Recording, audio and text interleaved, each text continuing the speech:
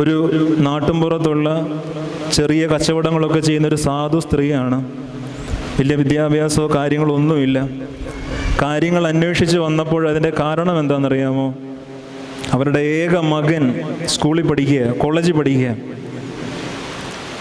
സ്വയം ഈ അപകടങ്ങളിലൊക്കെ പെട്ട് മരിക്കുന്ന മനുഷ്യർക്ക് പണം കിട്ടുമെന്നും ആ പണം കൊണ്ട് കുഞ്ഞിൻ്റെ കോളേജിലെ ഫീസ് കൊടുക്കാവുമെന്നും ഈ സ്ത്രീയെ ആരോ പറഞ്ഞ് തെറ്റിദ്ധരിപ്പിച്ചതാണ്. ഇന്നേക്ക് കൃത്യം 1 വർഷങ്ങൾക്ക് മുൻപ് ഏക മകൻ്റെ ഫീസ് അടയ്ക്കാൻ വേണ്ടി ഒരു അമ്മ നടന്നു പോകുന്ന വഴിയിൽ ബസ്സിന് മുമ്പിൽ ചാടിയ ഒരു വാർത്തയും നമുക്കിടയിൽ മുഴങ്ങുന്നുണ്ട്.